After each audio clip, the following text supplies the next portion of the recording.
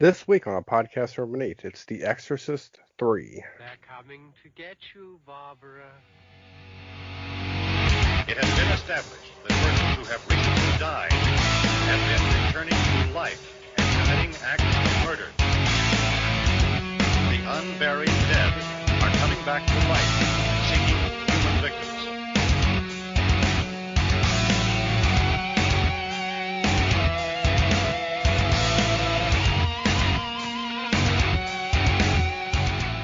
Billy, how's it going?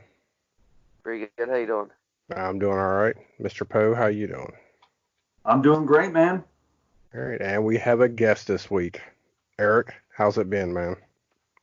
How's it going, fellas? Long time no speak. The cookies worn off. I'm feeling pretty good. There you go. All right. Awesome. Yeah, you came back to join us for The Exorcist III. And it was a good pick, but we'll get to that pretty shortly. Yes, we will get to that shortly. So what have you been up to since the last time you were on the show?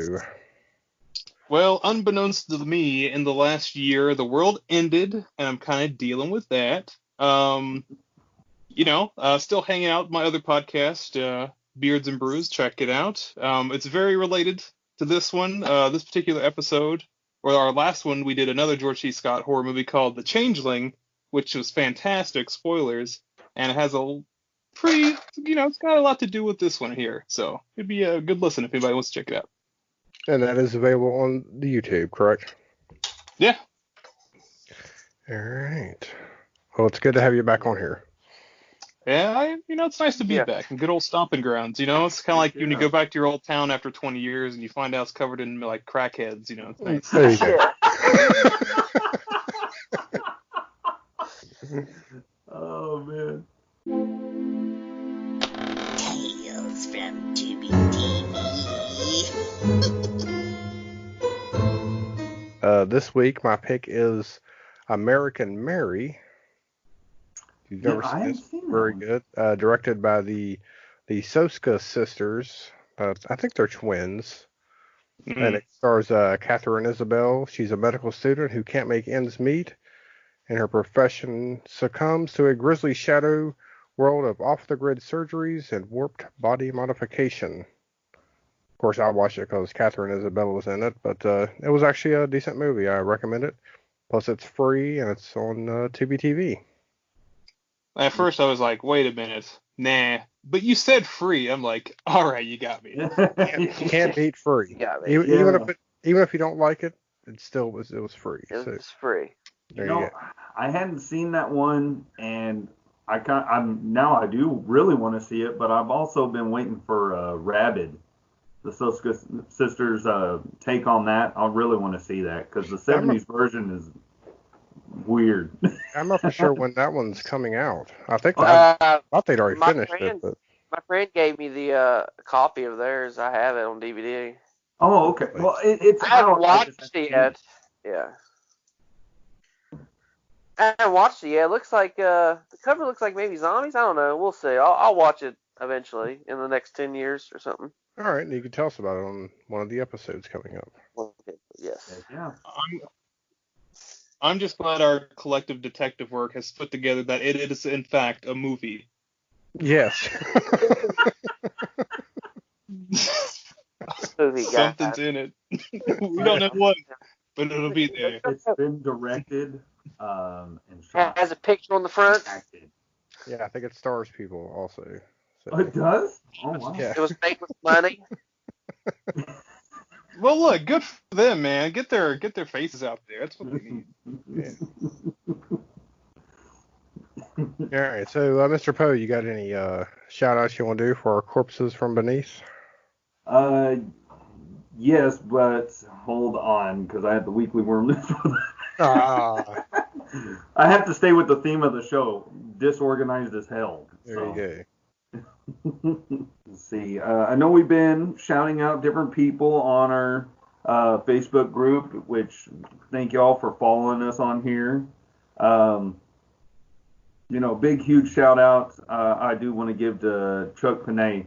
He was recently on Sci-Fi Sideshow Creators Corner.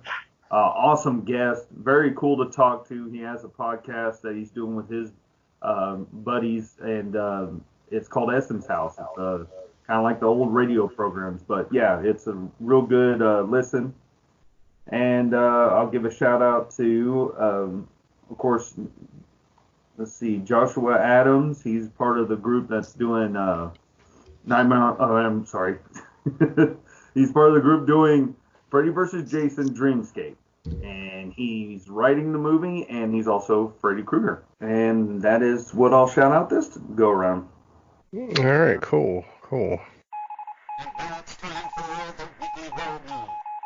The first one I'm going to read is networks to replace all shows with cartoon versions. And they have Chicago Fire, Criminal Minds, and it's like these old-timey cartoons.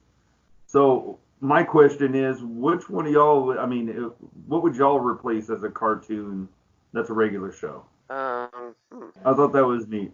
Like a current show that's on now? Like Yeah, a current show that's on now, but cartoon. Animated? Yeah, make it a cartoon. Yeah, animated. I don't know. I don't really watch much TV anymore, so I don't know of any. I mean, is it like a pun kind of thing, or is it just like direct correlation, just like shows now a cartoon? Yeah, that's what they're saying. Networks Oh, okay. all shows with cartoon versions. Oh, okay. Because I was going to be really mean. Minds. Oh, okay. Because I was going to be really mean and say just turn The Walking Dead into a cartoon, but it's just about like a geriatric center. There you go. The Walking Dead. I would do an animated cartoon of Tiger King. 'Cause I recently finished that show. Yeah. No. That's not a Good show. cartoon. That's a fucking shit show. Let's Well, get that right. It would make a good Show. cartoon. Entertaining nonetheless. I don't know. It's Always Sunny or Curb. Oh man, Always Sunny would be perfect. I feel like they Yes, would it do would. that. Right? I wonder why they hadn't done an episode. Wait. Didn't they do something where like I want to say they were animated for like maybe not the whole show, but for like a segment? I thought. Well, I mean, the Trailer title. Park Boys right now, I guess. I was gonna say the title card just writes itself. It's like, hey, the game gets animated. It's right there. There you Yeah. go. All right, we'll move on. Move on to the next thing on Weekly World News. Sex robot pregnant. Stockbroker admits I'm the father. Why are they picking on the stockbrokers, man? Come on. Oh man. About that, the Rick and Morty where he gets that robot pregnant. Yeah. Yes. All right. This is perfect. Kim Jong-un is developing his drag act, Mia Strangelove. The picture is awesome. I have to share that picture with you guys. Died? Or died? I think so. I don't know. Yeah, there's some. Yeah, I think there's still confusion about that. Yeah, there's some strange reports about whether or not he is actually alive at the moment. So that'll be something to hear about in the next 72 hours. Yeah. Yes. You heard it here first. You heard it here first. Whoever's listening, you heard it here first. Yeah. Yeah, you heard it here first. And it's kind of weird that, Carrie mentioned Tiger King because Bigfoot tosses Carol Baskin out of the woods. Bitch. Then, Have we all seen it? Everybody's seen the TigerKing, right? yes, Yeah. yes. Okay. Let me find one more. And let's see. Oh, here we go. It's Bat Boy Appreciation Day. A mutant for all beings vows to unite the country. All right. So, All right. I didn't know this was Tabloid Tuesday, but all right, Yeah. that's cool. yeah. This is what the segment is, and that's all I have for the Weekly World News this week. All right. Oh, Good stuff. Heard it here first. can we just change this like that segment name to like you heard it here first? Here Yeah. first. You heard it here first. All right. So from 1990, a police lieutenant uncovers more than he bargained for as his investigation of a series of murders, which have all have which have all the hallmarks of the deceased Gemini serial killer, leads him to question the patients of a psychiatric ward. Billy, you've never seen this before, so what'd you think about it? Well, you heard it here first. I liked it. I'm glad that's I thought sticking. it was. I thought Breaking it was news. really good. Billy likes it. Yeah, likes it. Now, I really enjoyed it. Like I said, first one's a classic. I haven't seen the second one, but the third one was really good. I heard it's. I mean, I've heard people talk about saying it's the better sequel out of, I guess, all the movies. But yeah, it's George C. Scott. You can't go wrong with him. He's Well, a I great mean, actor. it's really easy to say that 3 would be the better sequel because, let's face it, you can't top Pazuzu. Let's go back a little bit, all right, fellas? Yeah. That is a hallmark in horror cinema, I tell you. Every room's a hexagon. Damn it. Every room. So this, I guess, the second best sequel then. Oh my god. No, this was a fine picture. Yeah, like I said, you can't go wrong with a George C. Scott, one of the greatest actors. Angus, hardcore. I think he was in The Hustler. I think great Well, actor. everybody knows him. Everybody knows him from Patton. Yeah. Oh yeah, Yeah. Pat, of course, yeah. Like he's the kind of guy who's like the really cool stepdad that he could kick some ass. Yeah. He's like the dad from Hot Rod, but less of an asshole. He just kicks everybody's ass. Mr. Poe, what'd you think about it? I really do like this movie. Like y'all said, before George C. Scott, awesome. Brad Dourif does such a great job in this movie. Man, slow paced, you know. But other than that, we'll get into it. But yeah, I enjoyed it, and the acting is just freaking phenomenal. That's all I got to say about it. Eric, you want to elaborate on liking it? I did like it.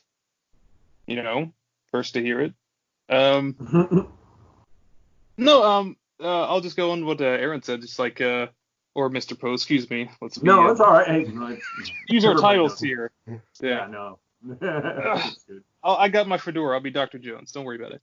So, this movie is very slow paced, but it's like a brisk, like 90 or 100 minutes or something like that. So it's like the perfect length. Most of this movie is basically, it's like a psychological detective movie. There's not a whole lot of horror per se. There's a lot of just like piecing the clues together to see like where the hell this movie's going. Yeah, well said on that. Yeah, I got to tell you, the best, other than that late 80s cinematography, which I loved in this film, George C. Scott and Ed Flanders, I could watch an entire movie of just those two characters talking to each other over dinner. Yeah.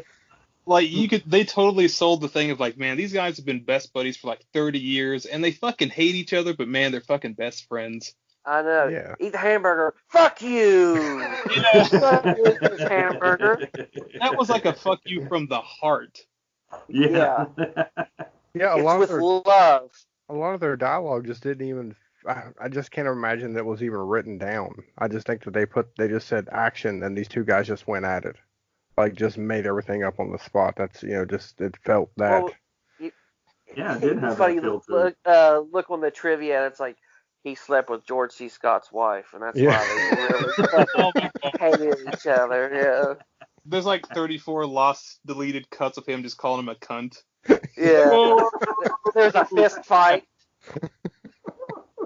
I wonder. Oh, go ahead. I was just saying we only get like one F word. We can't roll with that. Come on. Yeah. I wonder if why didn't the original actors come back to for the roles? I wonder if they're like, nah, these people can't carry a movie. Let's get George C. Scott. Well, it's directed by the same guy who directed the first one. Yeah, I mean, think about it. You're an actor. Yeah, you were in The Exorcist, and you're good at what you do, but you're going to bat with George C. Scott. I think I'd bow out too. I was like, I'm not that good. Well, Jason Miller did come back though. Yeah, he was the only one. Did, I'm talking about the priest and the guy that was friends with Karras and the policeman. Oh, because he was dead. Yeah. Oh, That actor had passed away. Oh, yeah. Yeah. Well, dude, that fact hit us like every fucking stair in that stairwell. Just like, oh my god.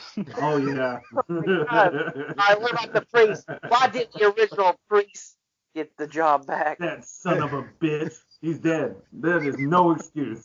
Yeah. Well, originally this wasn't supposed to have like a big connection to the first film. It was based on his book called Legion. And of course the studio was like, hey, how about we call it The Exorcist III and we can make, more money off of it. So they just slapped that ending on there. I figured that's why. Well, the ending is the weakest part. We'll get to that, but I figured that's why they put the director's name on top of the movie, especially for the title credits. Yeah. Yeah. And I have absolutely no qualms about this being. It's like lightly connected, but I have no qualms about this movie being basically not connected to the first two movies. Like I accept this as like a nice anthology piece, like in the universe of kind of thing. Watch this. Yeah, and that's what I think is missing nowadays, man, is that, they go, okay, part 1 and 2, and then this is a prequel, and it's like, no, the trilogy thing where it's a legit, thing where, yeah, you had characters that tied it to the original film, but this thing can, it has its own legs. Well, you didn't need a first Exorcist to do this movie because it had, you know what I mean? Well, see, that's the thing. It's kind of like this quid pro quo because like the movie has little to nothing, like 99% nothing to do with like the original two, but it still carries the name. People just love that name recognition. They want to go to theaters like, oh, I recognize that. Oh, isn't that right, Mr. J.J. Abrams? Yeah, fuck. Anyways. Oh yeah. J.J. fucking Abrams. Yeah. But I think if people was gonna watch this knowing that it was like even loosely connected to the first one, and there wasn't like an exorcist in it or an exorcism, I think it wouldn't. I think they would have really hated on it. I just wish they would have called it Legion and not really put the other stuff in here. I mean, I still love it. It's still an awesome movie, but as I was watching the obviously tacked on ending, I had a really good idea, but I don't know if I should spill it now or wait till we actually get to the. No, we're talking. This is. I mean, what do you think, Carrie? Yeah, just go ahead. Go ahead, man. We'll go all. Yes. All right, going all in. Okay, I'll shake my Yahtzee cup. Let's go. All right, do it. Let's see what you got. So, whoever hasn't seen the movie, skip ahead like 5 or 10 minutes. Don't worry about it. So we watched this fucking weird Power Ranger ending, right? So the lightning takes like 9 years to break off the floor, and there's just all kinds of spooky shit going on, and like they finally get to just take care of this demon. But I feel like the pastor, who has basically no connection to this movie, he's just like shown sporadically throughout so they could have the ending. I feel like it would have worked a lot better tying together George C. Scott's Patton's non-belief if he would kind of take the reins, learn the ways of being like a pastor and doing it himself. Oh, okay. Kind of like Luke Skywalker learned to be a Jedi and take on the dark side kind of thing. Well, it's that thing. It's just that thing called a character arc. Yeah. Because the movie just kind of just like gut punches you, and you're just like, fuck. Hey, wait, wasn't that priest in this one? Isn't he the one they talked about in the first movie? How there was one other exorcist done, and that guy's hair turned white. Yeah, that was him. Yeah, that's him. Okay. But all right, he was definitely shoehorned into this film. Oh yeah, he was like what 2 scenes? He just shows up, right? He's got like a bird in a box, and it dies, and then happens. Yeah, much shit happens, and then he shows up at the end like he's an action hero. Yeah, it's like, He infiltrated the crazy ward. Yeah, but he had no he had no information about who was in the basement of this psychiatric ward. He didn't know anything else that was going on. He just shows up out of nowhere. Hey, you leave Rutger Hauer alone, okay? He knows what's going on at the whatever Orion. Something about rain. It's all right. No.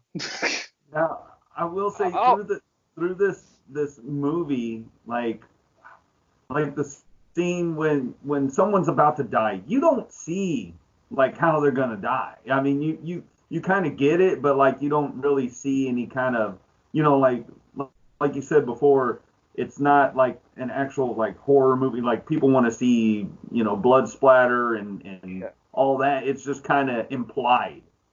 Yeah. Like with the priest getting his head cut off in the freaking in the little pew, or what is it, the confessional. Yeah. But you do see him hold his own head, which is like that scene was pretty crazy. But like what confused me is when that kid like the kid dies, and I was confused. I'm like, what happened to him? Then you find out he is dead. I'm like, oh, okay. I'm sorry you died, Timmy. No, I was like, what? You died? Like during that weird ass freaking like you're hitting acid listening to Nights in White Satin or something. You get this you get this scene with George C. Scott. It's like a dream sequence. He's walking through there and he's like, "Oh, I'm sorry you died, Timmy." I'm like, "What the fuck? He died?" Like, you didn't know that was the kid at the beginning? No, I mean it confused me. Maybe I got a bird brain. I couldn't pay attention. I don't know. It kind of surprised me. I'm like, that fucker died? What the? Yeah, like they speak about it briefly, because he was a part of like that little kids shop or whatever they have for the police department. Yeah, the narc. He was a narc. So. But I think it's just the movie doesn't really need to show anything. I don't think that's probably why they didn't do that, because to the script's strength, as I said earlier, this is more of like a detective movie. So when you go for the quote unquote kills, you're not in it for the shock value. You're in it for that moment of belief that maybe this death will hinder George C. Scott's path to like the justice. Destruction. Yeah.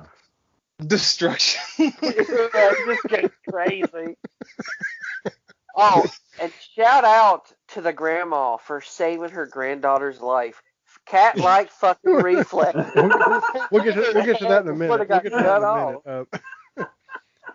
Let's talk about George C. Scott again, because Eric, you had mentioned that he was in another film that you recently watched and enjoyed that was kind of similar to this film. Yeah, it's almost beat for beat. The only difference is instead of an exorcism, you just have a spooky house. And you're talking about the Changeling. Yeah, Changeling from 1980. It's like some Canadian horror movie. I absolutely recommend it. I do too. I've recommended it before. The beginning is garbage, but it's a slow burn for a really cool payoff at the end. Yeah, just like this movie, it's a really slow burn until the end, and then the end is garbage. Vice versa, But you get so like you get some badass like imagery like from the demon being on the saint, like that demon head being on the saint statue. That freaked me out. I was like, whoa, what the fuck was that? I had to rewind it because George C. Scott's in the church and he looks over and I was like, whoa, what the hell was that? to that, like what Eric was telling us about the end scene with, it looked like a freaking music video when they're bringing up the priest and the kid out of the floor. I was like, some awesome imagery we get in this film. Yeah, it takes a while to get there, but there's some cool stuff in it. The 80s music video comparison's really good. I was totally waiting for like a little Lita Ford credit to like pop up in the left corner. That's good. I like that. Ozzy Osbourne. Heaven. No more tears. Yeah. Like on the other hand, about the Lita Ford song, what is it called? That they both sing in it, and I forget. Close My Eyes Forever. There you go. If I close my eyes forever. We should play that over that end. It'd be great. Like, well, on the other end, we could go like the Billy way, like the path of destruction. He just pulls out his revolver and just starts smoking people with it. He just goes Oh my into god. having flashbacks of when he was Patton. He was just going insane. Yeah, dude, that'd be awesome. Like he shoots like the demon guy, but then the demon jumps into another guy, and has to kill him. It's just like this big Oh, fucking yeah. bloodbath at the end. Oh, that was Oh, a movie. man. That was Fallen. Yeah, oh yeah, that was Fallen. Crazy. Well, I want to go back to the imagery of the film again because Oh yeah. just Yeah. on its own, like religious imagery is just creepy, anyways. And at the beginning, whenever the doors of the church will open and the Christ on the crucifix, his eyes open up. Oh yeah, That was weird. that was weird shit. That was like almost creepier than the one they had in Carrie. Now, was that When practical his or was that eyes like would, a? like, I don't know. I couldn't tell. Yeah, I was like, was that practical or was that like a? What do you call it? I'm doing the motion with my hands, like you can fucking see Yeah. it. Yeah, You know what I'm calling? You put Oh, one that's plate just- over another yeah. plate. yeah, like an overlay, Sure. No, it could have been. Maybe they just had different statues, one with the eyes open. But that'd be creepy, man. But the rest of I mean, like I said at the beginning, the the cinematography of this film that look just had that. It's Like I said, late '80s. There's Yeah, that look gave me like they don't do it television anymore. Yeah, they just don't do them like that anymore. well, I think it's two things. One, all that flat stuff from the 70s is long gone, so people are just trying to like use some really good stuff. And two, they don't use those cameras anymore. Like it's that weird break in quality, like just before you get into digital cameras and Right. stuff like that. So it's like you have this nice crisp image, but it's completely analog. So it's film. and it's great looking. Yeah, Like like it's all simple choices too. Like the famous, well, now learned the famous that the hallway scene, when George C. Scott and the allotted demon are sitting next to each other. It's lit. Just Oh yeah, they both have a window with the yeah, light it's shining on them. well, Mm-hmm. but the key word here is it's effective. Yeah, it's not. There's not. The scene's not. There's not too busy. If that makes any sense. Yeah, and the movie doesn't go out of its way to make itself any bigger than it has to be. You don't see them in any part of the city they don't need to be. It's in the same like 3 or 4 locations. So when you return, you're familiar with the area. The geography makes sense. So when they move into new scenes and stuff like that, you know exactly what's going on, where it's happening. Yeah, and everything feels connected. You know what I'm saying? It all Yeah. feels like it's the same. It feels like you're in Georgetown the whole time. Yeah, like Not- in that you're hallway not scene in like- particular. Sorry. Oh, go ahead. No, I was agreeing. Like in that hallway scene in particular, it's just a camera shooting down the hallway, but all these doors that people go in and out of, you've been there before, so you don't need to know what's there. Correct. Yeah. Which brings up probably my favorite scene of this film. Is whenever the nurse dies, right? Oh yeah. And the way they done it.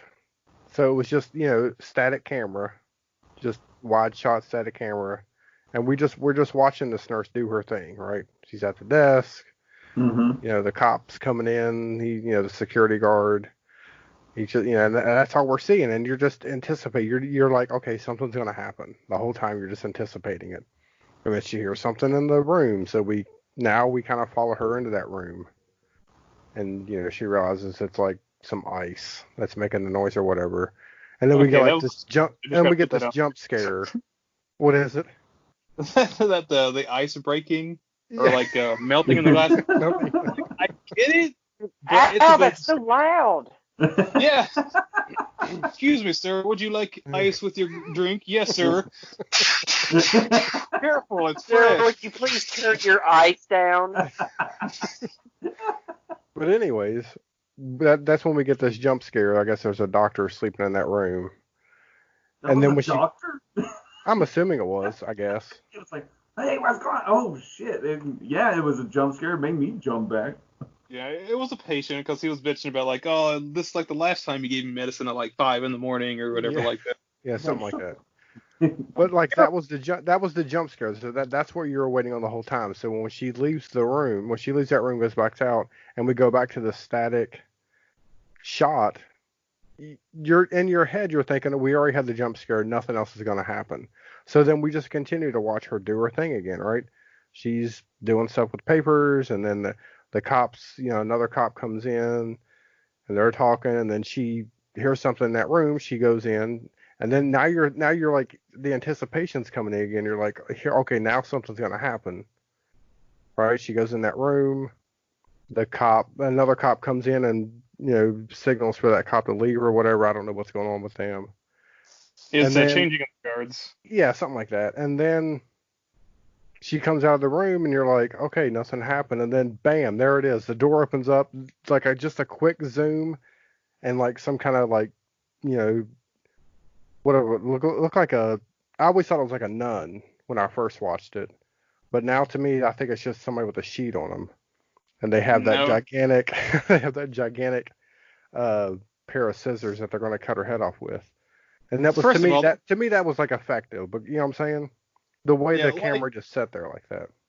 that is really good. But the more you think about it, it had to be a fucking magician because she got her head cut off on the right side of the hallway and she winds up right back in the room where she lived. Well, he probably put her back in there, back in the room. Yeah. I Yeah, drain will of blood. say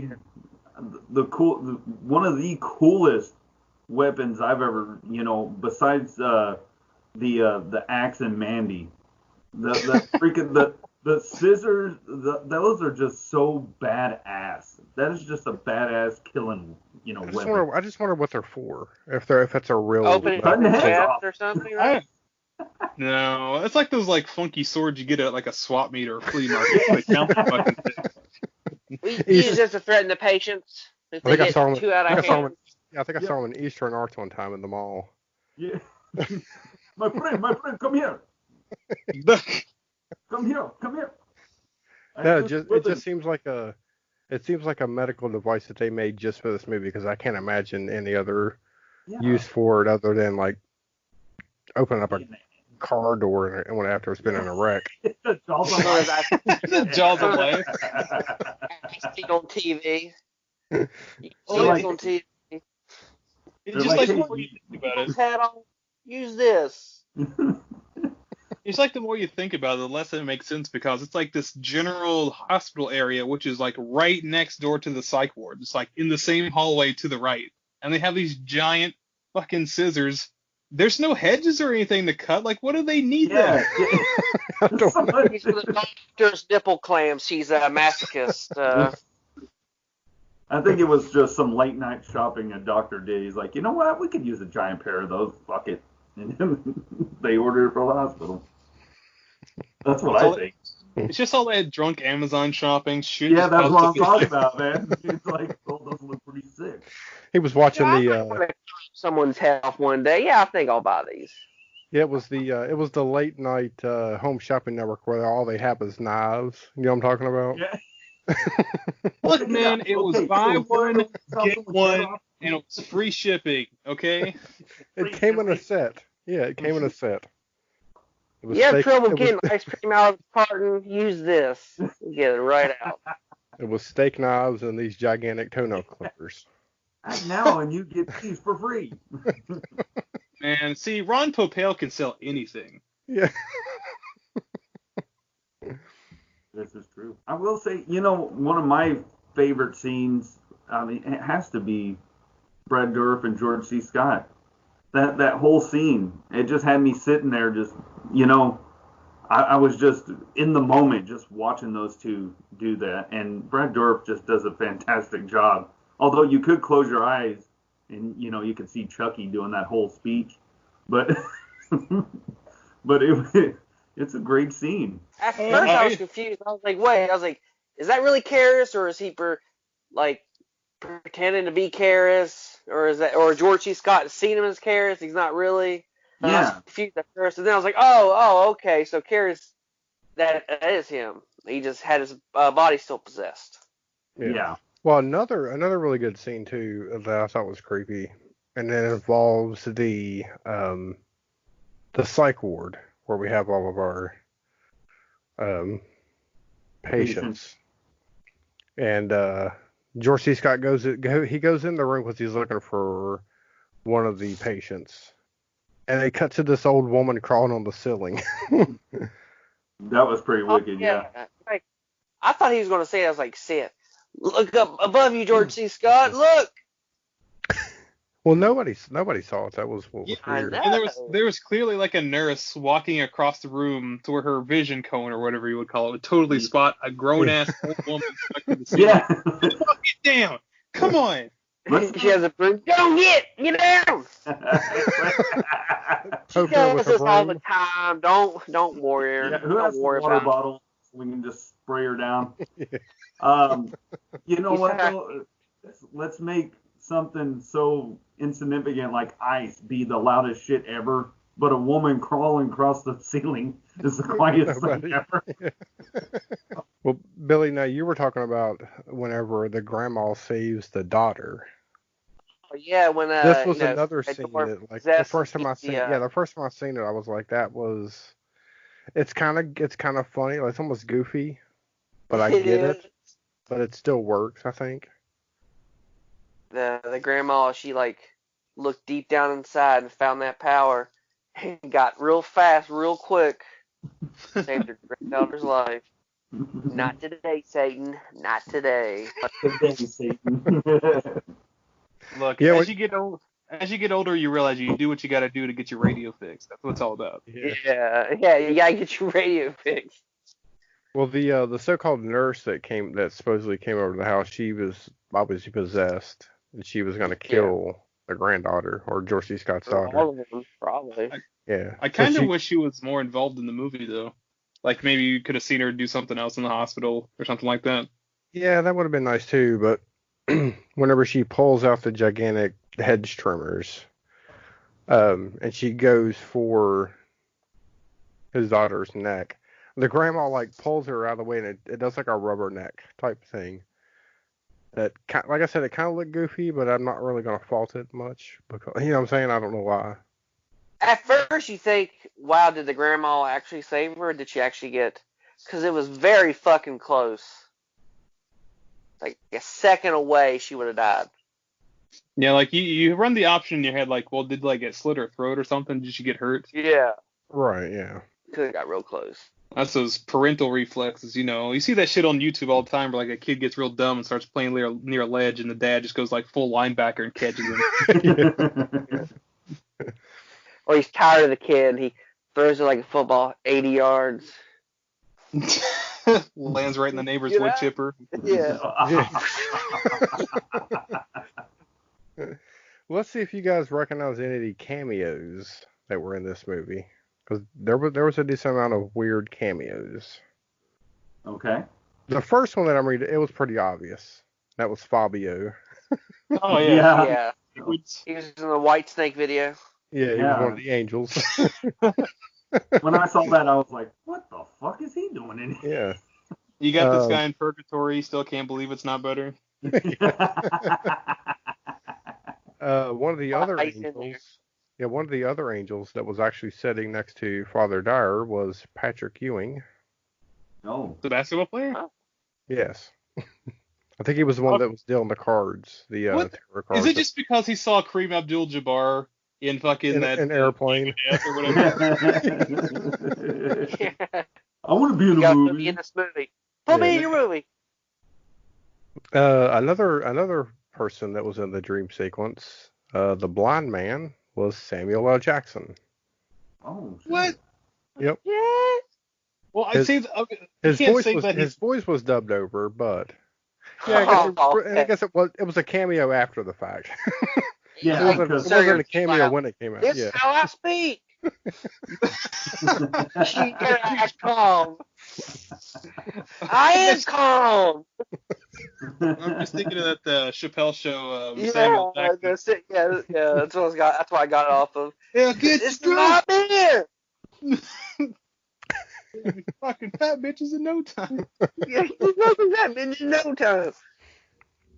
All right, so all right. In the restaurant there were two more cameos.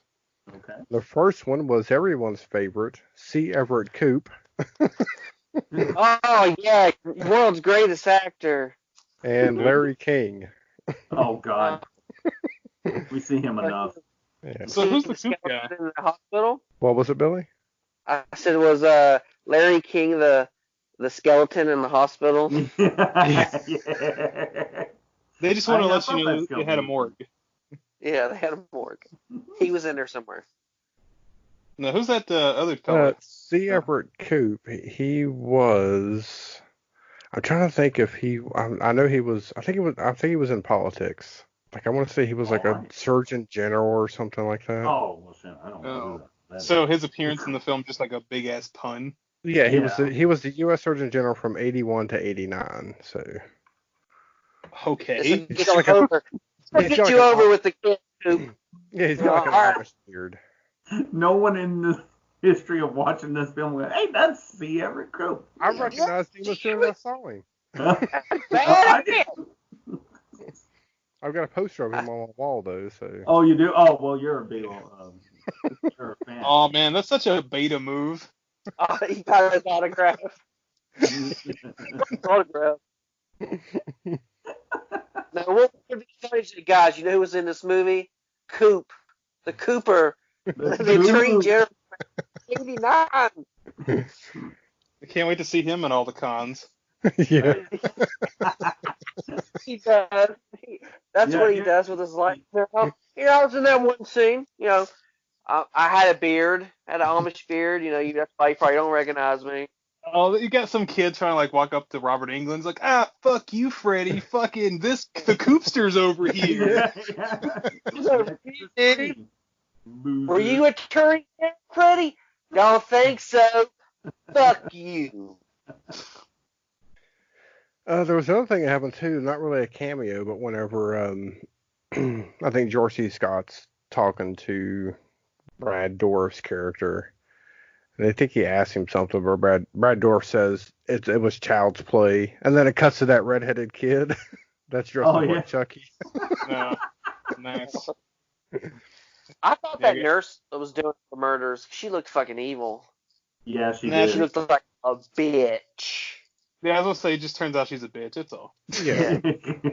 Well, That she even says that in the me. film, doesn't she? Yeah, the bitch. I don't even think you knew, get her name, do you? She's just a nurse, I think. I'm not sure if they mention her name or not. Be funny in the movie she's under bitch. The Yeah. bitch. That's her credit. Morgan Creek and Carico Films both wanted to make this movie, but they wanted the idea of a grown-up Reagan giving birth to possessed twins as what they wanted to do for. That would have been epic. That would have been horrible. That just sounds like a movie that just like digs a hole for itself. Yeah, no. Yeah. And then you gotta like run see the. two twin demon babies being born? That'd be Oh, awesome. is that it? Is that the pitch meeting? You know what's better than one demon? Two demons. demons. Wow, demons are tight. I'm about to What blow was it? everybody's They- mind right now. All right. We did, the movie we did before, Two Demon Babies, with this time a third one. Boom! Give me the Yeah. check. Someone get So- this guy a promotion, please. Yeah. So are you telling me they were possessed somewhere in the womb? Does that mean maybe like some guy ejaculated a demon inside of him? Whoa, whoa, whoa! I'm gonna need you to get all the way off my back on this one. What's your name, sir? My name's Michael Bay. You're hired. You're hired. Gonna have explosions? No, you're not that big yet.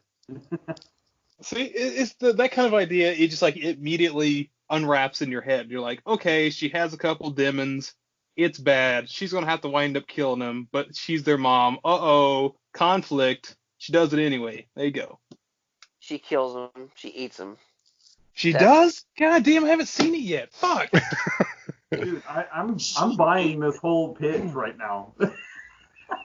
She eats it. I Well, want you this know, movie that- now. That's how it No. has to happen. Now, here's what made the movie. It's like, Selma Blair, or not Selma, what's her name? Whoa! Linda Blair, whatever. Linda Blair. Blair. All right, you know how she used to date Rick James? Put him in the movie. He's the father of the two twin demon babies. Boom, right there. No. Makes a lot of money. Because they did date in the 80s. Well, I mean, shit, Rick James was big, you know. Yeah. I'm Rick James. That's what he says in the movie. These are demon babies? I'm Rick James, bitch.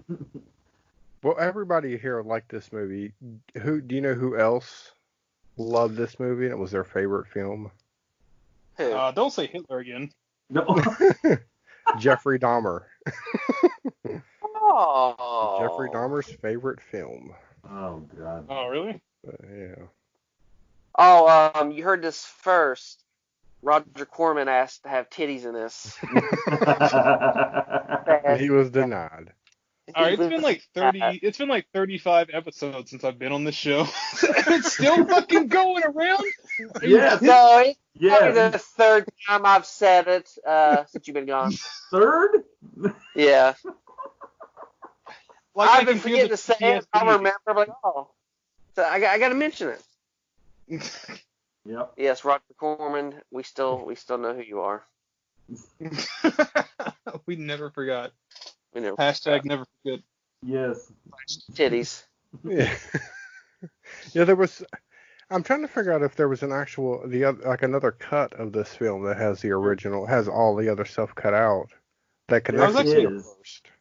Yeah, there's a There- not a Criterion Go ahead. release, but there is a release with extra stuff because there's a bunch of ripped stuff on YouTube that I looked up after I watched the movie. There's a whole different prologue, which I'm glad they cut. It makes no sense. And I was looking for a different ending because in my gut I felt there had to been something else filmed. I think there was because it didn't involve Priest Mourning or whatever his name was. Yeah. I partly hope that it was just like George C. Scott just blowing away that dude. Yeah. That'd be so satisfying. It's like he just comes in.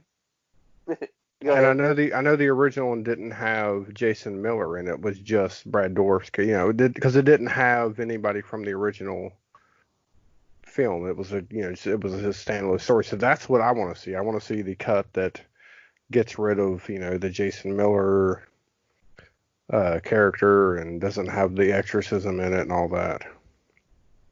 Yeah, I want to see the director's cut where George C. Scott's wearing a patent outfit. And he's just blowing.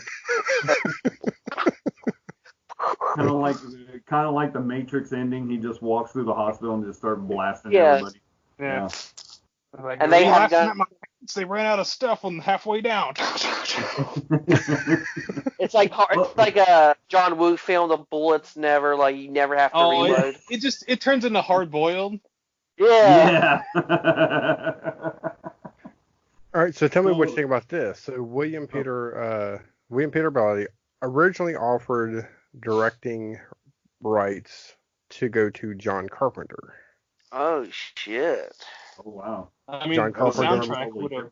Yeah, The John soundtrack Carpenter alone would have been. it would have been like a lot better. But John Carpenter loved the script, but he backed out because he knew that Blatty really wanted to direct the film. I think John Carpenter. I think it would have been an awesome. Oh man. Yeah, because John Carpenter in his 80s directing was just flawless, pretty much. Because I just keep thinking it would have had that like Prince of Darkness feel to it. Maybe. I just don't see him and George C. Scott getting along. Maybe. You're right. Yeah. Because I'm not saying John Carpenter's a butthole or anything, but I've definitely heard stories of him on set just being an absolute titan. And George C. Scott's the kind of guy, like, if he doesn't like your shit, he's breaking your nose. Yeah. He's one of those old school, badasses, smoked a cigar and fucking drank whiskey every day for 80 years. Yeah. Yep. Oh, I know off topic a little bit, another George C. Scott movie y'all should check out that he did in the 80s. Hardcore, I think. I think it was in the 80s, called Hardcore. Did you say hardcore? Is that the one is that the one, Billy, where his daughter, he's trying to find her, or is he the dad looking for his daughter and she's in the world of porn and all that stuff? Yeah, he goes into the underground of a porn industry because No, I mean, he's looking yeah, for her. daughter is Yeah. like the shady shit of porn, like the it's good. So you're Yeah, it telling me is. there's a George. It's been a long time. So you're telling me there's a George C. Scott movie where he plays Lawrence Fishburne? Yes. Yeah. I think it was 79 or 80 or whatever. It's a good Paul. movie. Oh, the guy's done a lot of movies. The guy that directed it. Oh, fuck. I'm trying to remember what movies he's done. Shit, I can't remember. He's done quite a bit. I think he wrote Taxi Driver or something like that, maybe. Well, hang on. The guy that wrote Taxi Driver went on to make a movie called Dog Eat Dog with Nick Cage. So I want to tell you something. He got lucky. Yeah. All right, so Lee Cobb, he played the original George C. Scott role in the first Exorcist film. Mm-hmm. Yeah. But here's a weird, another weird connection was, this movie was originally to be directed by William Friedkin, who had directed the first one, but he lost interest. But George C. Scott would eventually work with him again on his version of 12 Angry Men, and he played juror number 3, who was also played by Lee Cobb in the original 12 Angry Men. So they both played the same character in 2 different films. Didn't he get like an Oscar for that one? Or an Emmy, or whatever it's called? I believe so. You're talking about George C. Scott for the 12 Angry Men, right? Yeah. Yeah, I believe so. Yeah, he was really good in that. That was like a really good. If you've never seen that, it's really good. I'm a big fan of the original, though. I know Angry Men. What is it? I think he cut out. Yeah. Did he Patton too? Did he? Yeah, I think he. I don't know if he won anything for Patton or not. I don't know. He did. I think. Okay. Well, I know, I think he did. I know he was the first guy to like refuse his Oscar. So he had to win somewhere. That's such a baller move. Like, Yeah. fuck you. Now, Mr. Poe, you had mentioned that in the beginning, whenever the priest in the confessional booth gets killed, you said that it showed him holding his head. No, that is, I guess that's because I looked up stuff too, like Eric did. Okay, that's what I was wondering, because I was going to ask you where you watched your version. Well, no.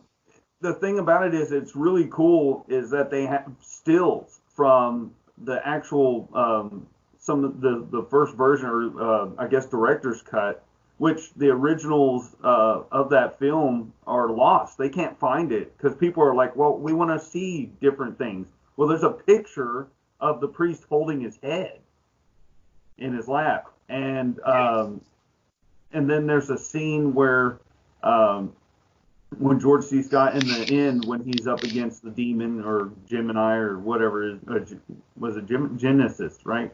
Killer. Gemini. Gemini. Okay, I got it right the first time. But anyway, he's switching faces, and you can see that in the trailer of the film, but you can't see it on, you know what I mean, on a full version of the movie. Like he does like a weird, Oh yeah. He transforms one face and another, which look pretty sick, but they can't find it. So that's why we'll never get a director's cut. I'm fine with them taking that out because it'd be really weird to elongate that speech that he had with moments where he's like fucking Ash from the Evil Dead looking or something like that. Yeah, that'd be. But I will say though, the ending though, one of the cool scenes that I guess we got out of was whenever the priest, whenever he gets his skin pulled off. That was like a really good effect. It was so much out of left field. Because like the whole movie's tame fairly up until that point, and all of a sudden this guy's getting filleted. Well, I know, but I mean, yeah, the whole ending's out of place though. So I'm just saying that, like, at least we got a cool effect out of it. All he had to say was fight it. So you know what? Maybe I will this time. Maybe I will. Yeah. And he gets back up after that too. It's crazy. Yeah. I would like to see an alternate version of the director's cut of this, because there's probably a lot of cool shit that got cut out of it, the final version. So I think, I don't know if it'd make or break it for me, but I guess we could see a lot more. Maybe they intended to show a lot more, but then they went. No, I don't want to see more. I don't want them to show any more. No, I'm not saying I want to. I mean, actually I would want to see it, but I get it. I get what Eric is saying. Like it just adds to it. So if you did put it in there, it probably would ruin it. But I would still like to see it. Yeah, I'd like to see the version where they get rid of the priest and just get rid of all of the connections to the first one. I think it would flow better. Because when you're watching it and they cut to this priest that we haven't seen before and he's like tending to a dead bird. I mean, it kind of slows it down, and the movie's already slow enough, and then and then for the fact that this guy doesn't show back up again until the end, and it's just like, just take all that out. I think it would be the perfect movie. You're trying to tell me that all that up until the end wasn't worth the quickening from Highlander?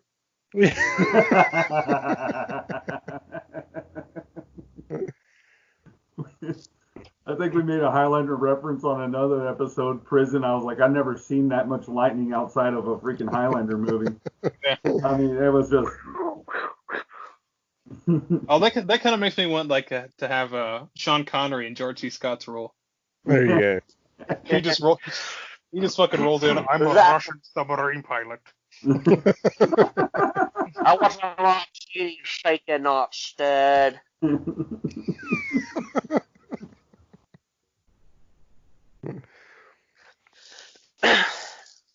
Yes, this was quite a movie. Quite a movie.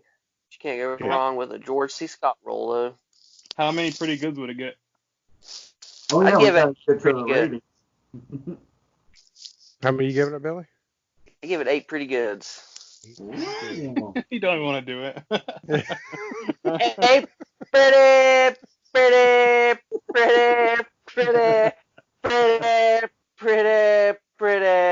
pretty goods. Woo. Eric, how many you giving it? You can just give us a number.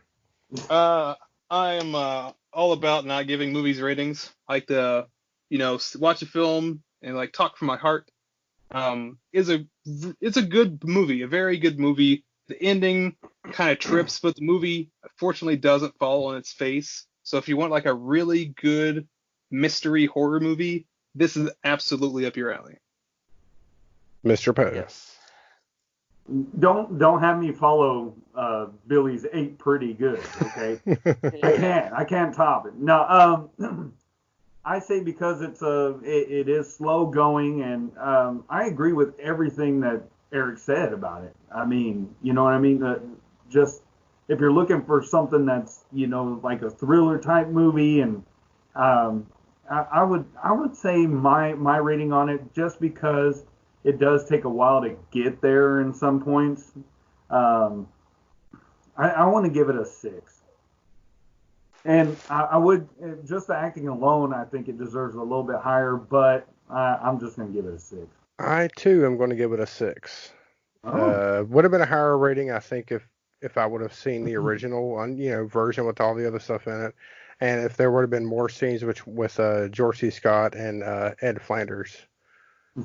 I think that would have elevated it more. But other than that, I mean, when I first saw this film, I loved it. And every time I've seen it after that, it doesn't get old. It's still, what do they say? It still holds up, even though it's came out in 1990. It still holds up today. Yeah, I mean, I can't recommend it enough. If you've never seen it, I don't know why you haven't seen it.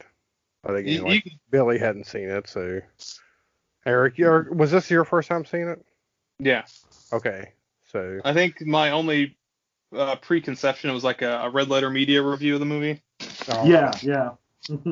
But I would say Exorcist 2 probably ruined it also. Everybody probably thought, nah, I watched Exorcist 2, and I'm not going to waste my time with part 3. Yeah, and usually it's like the second one's not that good. They're like, what makes the third one going to be any better, huh? Who thinks that? Nobody. They're like, the third one probably is worse.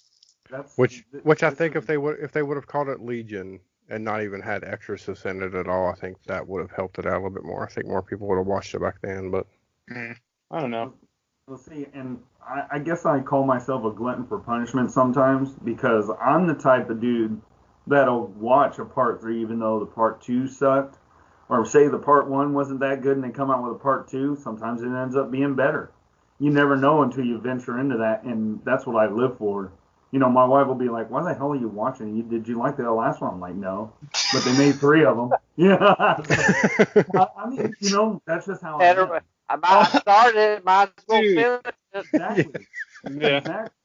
I can just see it now. Like, why the hell are you watching that? Honey, Shrek 2 is sick. Shrek 2 was sick. yeah, but I enjoyed this one. This was a good movie. Billy, where can they find you on the internet? Assault Wizard on Twitter and the Slasher app. And Mr. Poe, where can they find you? On Twitter, you can find me at They Call Me Mr. Poe. Same thing for Slasher app. Same thing for Instagram. And also, you can catch me Sundays at 8 p.m. on B Movie TV, the Sci-Fi Sideshow, only on Roku. All right, and Eric? Oh, hey, you could just catch me and the boys on Beards and Brews on YouTube, that is. So we just celebrated our year on there, and we just recorded our 50th episode. It's a good one. Come and check us out. Pleased to have you. We just hit like 2,500 views. You know, Nice. we're pleased to have anybody who wants to just like give us an ear. So shout out to our fans, our listeners, and shout out to the listeners here that were around when I first started here too. So Yay. thanks. All right, Yeah, check it out. I love listening to y'all guys, man. I appreciate it. Yes, sir. Yeah, and you can find me on Twitter at 1313 Inc. Of course, you can find the show on Facebook. We have a group. We have a page. Of course, we're on Twitter. About to And make an OnlyFans, you know. yeah, It's getting there. we're gonna have to do that eventually. But Called a yeah. dark podcast from beneath. After dark. Yeah. All right, yeah, this was a good episode, and thanks everybody for listening in. And until next week, we will continue to watch the good, the bad, and the cheaply made.